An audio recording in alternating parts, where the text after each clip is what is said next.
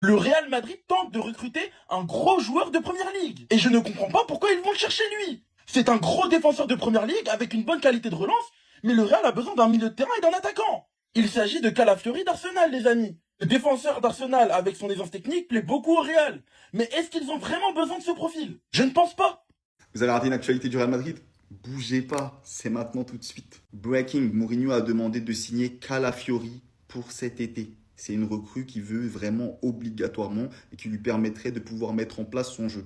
Et comme c'est Mourinho aux commandes, à Skip il aurait tranché et lui voudrait vraiment comme priorité Enzo Fernandez. Même si McAllister, les dossiers sont toujours chauds, mais à Skip, ça va arriver du très très lourd. Et comme vous le savez, pour signer, il faut vendre et on essaye de vendre Dani Ceballos, mais il fait trop la resta du quartier. Il veut pas partir au Betis, il veut pas partir à l'Ajax. Frérot, pour qui tu te prends? Et comme je vous ai parlé en début de vidéo, il voulait Calafiori, mais c'est seulement en cas d'échec de Gvardiol. Parce que Gvardiol plaît à Pérez et à Mourinho. Si vous avez un chien, bah sachez que le Real Madrid a aussi sorti un maillot pour les chiens. Donc Gavi, si tu veux, tu peux l'acheter. Mais vous inquiétez pas, si vous êtes un humain, bah, y a également le nouveau maillot qui vient de sortir. D'ailleurs, je trouve que c'est un banger.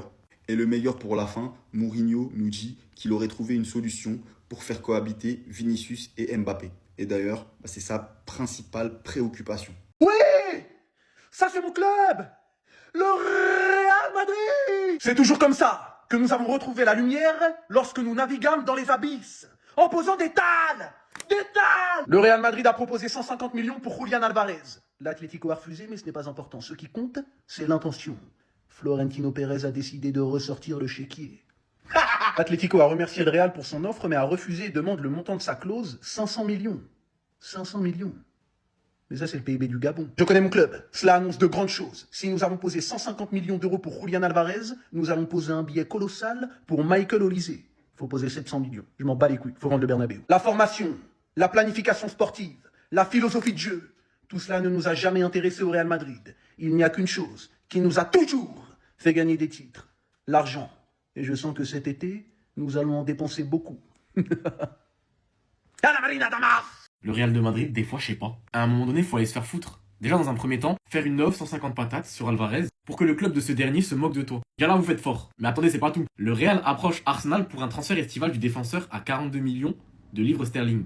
42 quoi? Vraiment, au bout d'un moment, faut aller se faire foutre. Le type, il finit champion d'Angleterre, finalise de Ligue des Champions, il a énormément contribué à ce parcours. Quand tu vois des Matheus Fernandes, 85 millions, relégables, avec West Ham, des Savigno qui vont vers Tottenham pour 70 millions, mais toi, t'es là, t'envoies 42 patates sur un des meilleurs latérales gauche au monde. Mais ça va chez vous? Le Real Madrid veut Ricardo Calafiori, mais est-ce que Ricardo Calafiori veut jouer pour le Real Madrid? La réponse est claire, c'est non. Aujourd'hui, aucun joueur ambitieux peut quitter Arsenal pour aller jouer pour ce Real Madrid. Ce Real Madrid est cataclysmique, il n'y a rien qui va dans ce club aujourd'hui. L'effectif est mal construit alors que Arsenal se prépare à dominer l'Angleterre et l'Europe. C'est facile, sur les 5 prochaines années, Arsenal peut gagner 3 Premier League et 2 Ligues des Champions. Comment tu peux quitter ce projet pour aller jouer pour ce Real Madrid? Si Calafiori part, ça sera uniquement parce qu'il a peur de concurrencer Piero Hincapié. Et s'il part pour ça, ça veut dire qu'il n'est pas fait pour ce projet. Donc à 100 millions, on le ramène à l'aéroport, plus 20 millions, on rajoute Gabriel Jesus.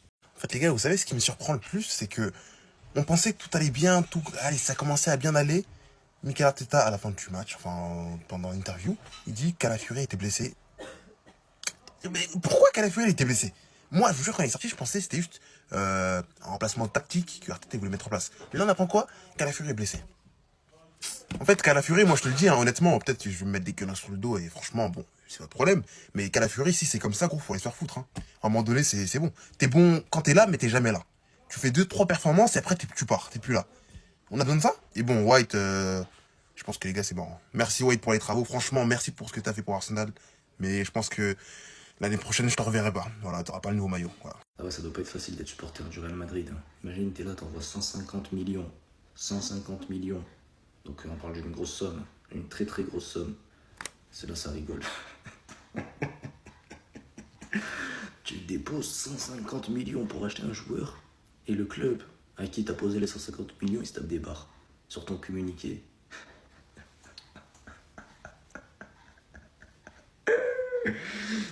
Ah putain, le Real Madrid, déjà vous êtes sur 2 saisons blanches d'affilée. Non, mais en fait, ça va être jusqu'au bout. La session vraie n'aurait jamais s'arrêter, gros.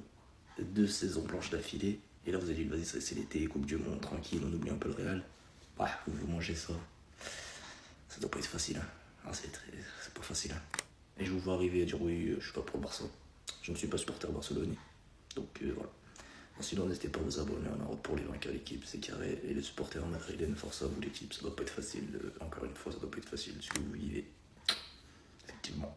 150 millions. Si c'est pas Yamal ou Golise, ça me donne pas la barre. Ça m'excite pas. J'enlève pas mes habits. Avec tout le respect, toujours. Si c'est pour les mettre sur un milieu de terrain, garde ton argent, vieux père. Voilà.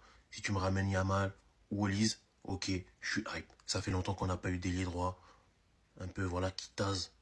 Donc ouais, je serais un peu hype. Apparemment, ton joueur, il boxe dans la catégorie des Cristiano, Kaka, Figo. Et ben si c'est pas Yamal ou Olise, garde ton argent. Avec tout le respect, hein. Vitinha, João Neves, c'est peut-être les 2 meilleurs milieux au monde. Mais moi, ça m'excite pas, les gars. 150 patates, sur eux, ça m'excite pas. Le dernier milieu de terrain qui a cassé Internet pour un transfert à plus de 100 millions, c'était Paul Pogba, les amis. Et si c'est pas pour le ressusciter, tous les autres, là, ça m'intéresse pas de mettre ce prix. Comme on dit chez moi, c'est crêpé. Vitinha, Neves, c'est crêpé. On a des news dans l'affaire Michael Olise en direction du Real Madrid. Michael Olise est ouvert à rejoindre le Real Madrid cet été, mais pour l'instant, il ne prévoit pas de forcer un transfert. Il respecte le Bayern Munich, la position du Bayern est très claire. Olise n'est pas à vendre. Moi, personnellement, les gars, j'y crois. Et je pense que si Pérez, il nous dit qu'il va poser 150 millions sur lui, enfin, il ne l'a pas dit, mais en gros, directement, on le sait, qu'il a déjà parlé avec l'entourage du joueur, ou peut-être qu'il a parlé directement avec Michael Olise. Non, Pérez, il n'aurait pas dit ça. Il était trop sûr de lui quand il disait qu'il allait poser 150 millions sur un joueur. Moi, personnellement, dites-moi ce que vous en pensez en commentaire, mais je pense que Michael Olise est ouvert à un transfert côté Real Madrid. Mais c'est vrai qu'il ne va pas aller au clash avec le Bayern. Du coup, je pense qu'on ne le recrutera pas cet été. On le recrutera la saison prochaine. Après, bien évidemment, si on peut se le faire cet été, c'est magnifique.